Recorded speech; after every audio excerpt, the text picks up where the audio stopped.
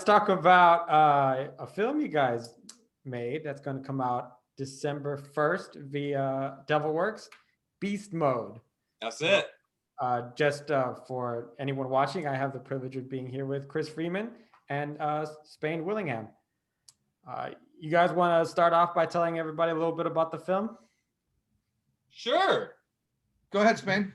The movie is totally weird and wacky and zany, and I just grew up on these types of movies, mostly from the 80s, and there hasn't been a lot like that lately, and it's all I watched for so long. I felt like I had to put that on the screen. It's some of my favorite genres, comedy and horror kind of coming together, and I've always kind of had a fame obsession about just studying it and just growing up reading Bret Easton Ellis novels and stuff like that. Just really cool little subgenre, and wanted to explore that more. I did a little bit in a smaller movie I did before this, but with this one, I knew I wanted to really satirize fame and Hollywood, movie making, executives, all that kind of thing. Yeah, for sure. Yeah, we Spain and I have had a couple of different paths. I came up through the studio system to a degree. I worked on a bunch of big budget fun, Alice in Wonderland, Collateral, Miami Vice, Troy, stuff like that. And so I got to see a different side that I think Spain didn't see, and Spain got to see some stuff I didn't get to see. So we basically pulled together and said, let's make fun of everybody that we can in the film industry. And and because the movie, it's like one of these films that I like to think of it as, it would be one of those movies you go into the video store back in the 80s, like VHS style, and you're like, okay, what do I want to get? And you're like, Beast Mode, cool title. Let's look at the okay, now I'll get it. Like, that's it. Like, I'll check this out. That's what we wanted it to feel like. Just a real throwback. Not real blood like human blood, but physical blood, not like all visual effects and fancy computers and all those gadgets. We thought it would be a lot more fun to do it like they did it in the 80s. We did a single camera shoot, which was really challenging, but we knew that's what indies did in the 80s. They didn't have the luxury of digital. They shot on film. So we didn't quite go that far.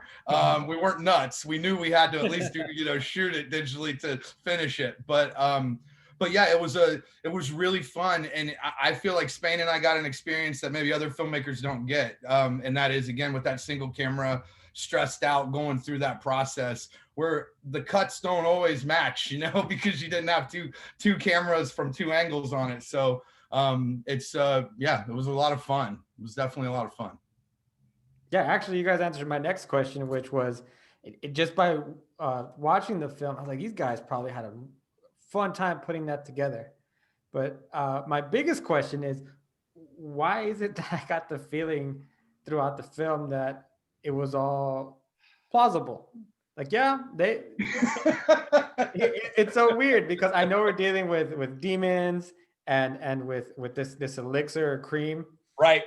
The supernatural, but most of what you guys, the progression of the plot, I was like, I could see that happening. Yeah, I could see this happening in Hollywood. I could see this. Yeah. There's definitely Weekend at Bernie's and Big Business, where someone dies and people are partying around them, is one thing. Hollywood could replace an actor and make the rest of us all just think it was normal, distracted, and and I think just that premise and like you said, Emmanuel, the whole idea that these are a lot of really bad people, probably. We won't name any real names, but they're not good people. So if this cream was real and it brought out the worst in people, they would definitely turn into some big monsters, gnarly things. Yeah, there's always some sort of social commentary, and there's always some sort of how you tell that. And I think with Beast Mode, it was through the cream. We had this device, this old, in the beginning, you see it's being made with all kinds of weird plants and flowers, and then you cut to present day and people are using it for good, for evil, and you just got to see what kind of person you are, and that'll bring out what you really are deep down via the cream. So it's a fun device to use, and I hope that we can continue this into some more Beast Mode sequels and Yeah, we need the cream to get loose in some other businesses and some other cities. Right. We're gonna take on politics next, and we're definitely not gonna be partisan in any way. We're gonna be horrible as we were to Hollywood. We're gonna be 10 times more horrible to DC. So. Yep. So yeah, I want to get more into the cream, the elixir. Where did that concept come from, and did you expect it to kind of take as much commentary as it has? Yeah, no, the funny thing is, Spain and Drew Fortune, the other writer on the project, they had this idea about fame as a mask, and this mask would basically take over this person for some reason, but there was really no logic to it. Was like a lot of really cool ideas that I think they were trying to get to the core of it. So I came onto the project. Spain and I have been friends for a while and worked together, and so I directed Spain in the past as an actor, and so we put our heads together and we came up with this idea of the cream, and it just seemed to make sense that if it could make wrinkles go away and make your face and make you look younger, it would be a thing that the wealthy and powerful would want. But what a touch of irony that it would make you actually really grotesque eventually. And that and my favorite part of the entire story and the entire narrative is that Breen, our hero, although he does need to redeem himself for kind of unleashing this on the world and on Los Angeles, that he's not even certain himself. He says, maybe I've become a bad person. Hollywood does that to people. And it's one of my favorite lines in the entire film. And C. Thomas Howell, who's so amazing, our cast is so amazing, he delivers it so well, but it really rings true, because when you're surrounded by bad people, or you're surrounded by a certain bad thing, you look up and you're like, am I a part of it, or am I fighting against it? And that's it. That's exactly it. Because you get to Hollywood pure in 1999, cut to 2009 or 2019. You've been there a decade or two, and people are going, man, you've really succumbed to this lifestyle and you've really become kind of creep. And have I? What do you mean? Remember when you cut out your partner and you did that really dirty deal? Oh, I didn't. You know how it is. That's just how it is in Hollywood. It's like, yeah, but right on. So it's what Chris just said. No, that's a good illustration. Yeah, and so we really felt that whole message of what kind of our gatekeeper, our threshold guardian in the story, which is Doug, and he's so amazing. He says that line, you either help people in this life or you harm them. That's it. You make the choice. Mm-hmm. So when Breen has this crisis of conscience and doesn't know if he's a good or bad person, what's awesome about it is he's told right there, like, just you either help people or you don't. That's right. It. You're good or bad. Yeah. There's no gray. There's no gray when you're making the decision yourself. You might mess up. Your intentions may have been good and you screwed up, but you can still get back to good. So we definitely wanted there to be some kind of positive message in the story, since we were coming down pretty hard on Hollywood throughout and everybody, slaughtering a lot of people. So well, I mean, that also takes us to James Duval's Huckle Saxton and his twin, which also was I thought was brilliant, because you really saw two different extremes as far as personalities. Before I let you guys talk a little bit about his portrayal, I gotta say his facial expressions throughout the film just made me laugh. Specifically when he's dead on the couch, the smirk smile that he has. Nice. Just so good to hear. That's so good to hear. I just want to know what it was like to work with him on set. Oh, he was so fun to work with. He's great. He's really like that in real life. He's just a lot of energy, a lot of fun to be around, and he's got some fun ideas as well. It's not just like come in like a robot and read, he brings his own energy to the table. And it was just a lot of fun, because he definitely had to be one extreme, which is Huckle Saxton. And then he's probably more on camera in the movie as Michael, which is supposed to be Huckle. And he's starting to not be able to tell the difference. And they're trying to vet him and coax him into being a certain way, but he's trying to be Michael. You said it, man. It's exactly a real weird struggle. And James Duval, he did both wonderfully, and we've had a lot of great reaction to how he was. So that's James Duval is like he is sweet like Michael. That's who he is as a real person. He's a really sweet guy.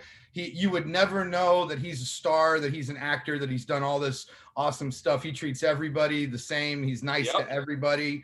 But I also think too, it's underestimated how intelligent, Jimmy is. Like, he brings this real intelligence to the role. And like you said, Emmanuel, that's not an easy thing to do, to play the polar opposites and then somehow kind of merge those two characters, emotionally in the story without coming off like you're the same actor playing the same person. And I really don't know how he did it, but he did it. It's awesome. Yeah. So, I mean, we were so thrilled to have him in the film. Yep. He was great. So go ahead. Everybody was great. Well, the other thing I also wanted to talk, how do you guys handle all those gory scenes? What's your process on how far you guys want to go, and how do you guys do that? I always want to go further, but at least we got some fun kills in there. I hope we can be even more creative next time, but we got some real fun stuff in there. It's always fun to work with practical effects because they just look so much better. It immediately takes you out of the movie when you've got digital red blood.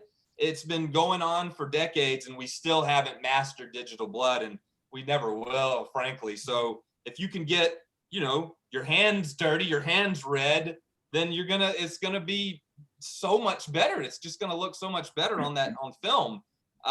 We had some real talented people helping with the mask. Brian Wade from every horror movie from the 80s and 90s, and Oscar-winning Brian Wade, I should say. He just worked on the Dick Cheney movie Vice. So, which he won an Oscar for. But we definitely look forward to work with some big names in makeup next time. Not everyone thinks of makeup effects people as household names, but we've worked with Brian Wade. Who's to say we can't work with Steve Johnson or Rick Baker or Tom Savini or some of those guys? So we'd love to keep pushing the envelope gore-wise, especially next time. I think I want to have its own gore budget and, get a little ahead and get some stuff made so we can do some testing and just have a little more fun in that department. But it still came across great, and I'm still happy with the gore that we got in Beast Mode. Yeah, and I it's harder to shoot physical effects. Obviously, it takes more time. It takes more artists on set on the day working right there, and everybody being patient and allowing people to work and timing things. And then once you shoot and there's blood everywhere, sometimes you have to clean it all up right away and shoot it all over again, and because it just something technical didn't work properly.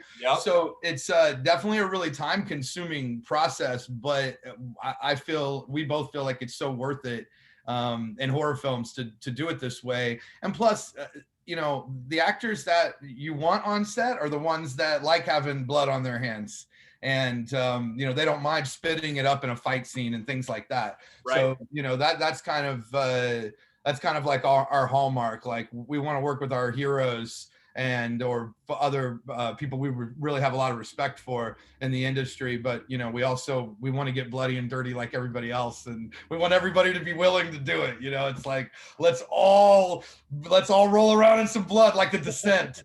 It's like when she's in that pool, right, in the cave, it's like, just let's all be covered in blood. 50 gallons. Yeah, I'll tell you this, Emmanuel. Teddy Margus, who plays he plays our ZMT sleazeball, Finnegan Mutto, right? Our like ZMT, like our journalist is like the sleazy Hollywood. Well, the death we had planned for him, which we're so sad, we just ran out of time. But he was going to be grabbed, snatched out of his wheelchair at the big climax, and thrown about 100 feet into the air, and we were gonna harness Teddy and bring him up and all this and have like a top shot. And then when he hit the ground, he was gonna explode in blood. We were gonna literally have PAs with buckets of blood splashing it on everybody at the party. but then we only had 3 hours to finish everything. So we had to, Oh, no. so we had to get rid of a couple of gags at the end, but yeah. Right. Yeah, I mean, you guys sound like you were very patient. I mean, you were shooting with a single camera, practical effects. Whew. Dogs. We had a dog. Yeah, it was a lot, man. It's a really tough shoot. It's toughest shoot I've ever done, and can't wait to do it all over again. Now Yep. we've learned a lot, so I think we're gonna have a smoother time making the sequel, I think, and hopefully we can up our budget a little bit, because I think the sequel's idea is just bigger in every way. So we're excited about that. We've got some other stuff as well, but Beast Mode 2 could be a lot of fun if this one is a great reaction, which I hope people love it. Well, I mean, you guys got the choking intestines in there, so that's a staple. Yeah. So Right. what have you guys learned in making Beast Mode that you would take into a sequel? I would say for the most part, the most surprising thing that I learned in the process was how amazing and easy it was to work with some of these legendary actors that, you know, great actors want to work. And if they think something's funny or they like a role, because I guarantee you, no one did Beast Mode for the money. Not anyone involved did it for the money. And we're sad about that. So hopefully we can do better on Beast Mode 2. But it really speaks to just how professional, you know, these actors elevated everybody on set. You know, when someone's been around, when James Hong's been in, I'm not sure, but maybe like 178 movies or something, you know, he knows what he's doing. So when he starts doing something on camera or on set, everyone else just kind of gets quiet, including us. And we're like, just let the man work, let the genius work. So yeah, and same thing with C. Thomas Howell. So to me, that, and also having a G&E crew and a camera crew on our first long leg of the shoot that had worked together all the time really made it possible. I can't speak to how great our DP Matt Ryan was, and Casey Slade, all of the G&E and camera guys that worked on, you know, the film throughout, which was a lot. So you really take for granted how hard it is to light a scene, no matter if you're in a small room or you're in a corner outside somewhere. You really just are coaching actors, getting some gore ready, making sure everyone's, you know, eating. And then you look back and you realize that the lighting crew has been crafting this scene for hours, and you really are like, oh, wow. And it's like, it looks amazing, and it's ready for the day now. And that takes a lot of craft and a lot of just good communication on their team. Like Chris said, without a great lighting department and G&E and these gaffers and everybody, the film's just not going to look great. You can have the greatest lens, greatest camera. Your DP can be Robert Richardson, but it won't matter because it's not lit the way it should be. So yeah, you know, like he said, our crew was awesome, and I learned a lot just because, you know, I haven't really done as much as Chris as far as in the industry, but I learned so much. That would be a whole Zoom meeting in itself, but I know a lot of things to do and not to do. And I feel like it was, you can go to film school, you could be a, you know, on set, you can be an extra, you can be a PA, but, you know, until you do a full shoot start to finish, from the writing process all the way to the release, you really don't know how it is. And I've gotten the whole thing from start to finish. It's been baptism by fire, Spain. Yeah. Baptism by fire. Big Only time. way to do it. Well, you guys did a great job on the film. Emmanuel, thank you so much for saying Thanks, that. brother. Yeah, no, definitely. I really had a lot of fun with it, which Nice. at the end of the day, I think that's the point. So I mean, Doesn't it make you want to drink a beer? You put it on at like 11 p.m. midnight, have a buddy over, have your girlfriend, you drink some beers, and it's just, nobody's really doing these kind of weird movies anymore. This used to be in the 80s. You put on Reanimator or Basket Case or, you know, Videodrome, and it was like, what did I just watch? And nobody's really doing those kinds of risks anymore. So we just wanted to go all out and have some fun. I think with Chris, right before you got on, we had talked about, I didn't expect it to have so much social commentary when it came to Hollywood. Okay. When it came to the Cream, when it came to James Duval's like two two characters, and Yeah. and and just Breen's kind of journey to realizing, oh, maybe, like you guys were talking about, maybe I am actually a bad person now.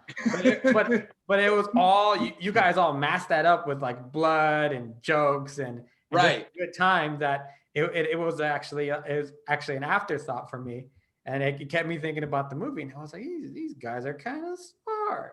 All That's right. awesome. Yes, That's awesome. Thank you. I'm You've glad said it. You've said it. I'm gonna hold you to it. It wasn't You said too it. convoluted too. I'm glad there wasn't like, wait, because there's a few things in there that are like, wait, so Huckle did a hit and run, and I know it can be buried, but like we couldn't just do gore jokes. We had to have this underbelly kind of detective story, and that's where Robert Costanzo came in, and that's why he was so great. Yeah, and it's really difficult. I think that the most difficult thing making the film was just balancing, Emmanuel, what you're talking about, keeping it off balance enough so we could do some of that social without it being heavy-handed. Yeah. Or coming off like we're preaching. We're pretty much just making fun, and I think that's it's just ultimately at the end of the day, this is a story about a boy and his dog, breeding his little dog, and they just happen to be in a monster movie. The original script, or my version of the script, which we were going to shoot, had the dog going beast mode and tearing that gnome apart at night. But then we lost it, unfortunately. But so we were pretty excited about that. Beast mode 2. I was wondering if that was going to happen when he laid down in the bed after he wipes off the cream. I was like, oh, are we going to get a mask moment where yes, that's exactly it. We had it planned. I mean, it was going to be great. It was going to drop to POV ground level. Yep. And just have the dog get outside and see that gnome, and the dog was going to be POV behind a bush, and the dog was just going to go crazy, and then he was going to find it in shreds. We actually ripped it up and shot it in shreds. We just didn't shoot the dog. We just didn't shoot the dog doing it. So yeah, that was 5 more days of shooting. Who my knows God, what we could have got. We would have had some. We would have had some gold for sure. But we're so happy with. Love how it came out though. Yeah, we're we know all the flaws and blemishes and all. It is what it's exactly what we set out to do. So that's pretty cool. Well, kind of like a chef, you don't need to talk about the blemishes if the food is good. That's right. There you go. What you guys have is a fun. It's a great movie. Yeah, thanks, man. It's a lot of fun to watch with the crowd. We did film festivals last year, and Chris did a few, and I did a few. We split them up, and watching it with 40, 60 people, that was when I had the most fun. So I hope that people get together. I know, what's going on with the pandemic. I hope people can rent this on video on demand and get a weekend, a bunch of people together and pop this in just like it's 1988. Yeah. That's how old I am. We're much older. Yeah. We've got a few years on you. You guys don't look much older. All right, we put on the cream. Hollywood magic. No. Cream. I was using the cream right before this. Yeah. Well, let's wait till midnight and see what happens. That's right. Hey, we're good people. We've had to suffer. We couldn't have made this movie if we weren't good people. But yeah. All right, guys. Thank you so much for taking a couple. Thank you so much, Emmanuel. Great to meet you, and thanks so much. Yeah, thanks. Cheers, my friend.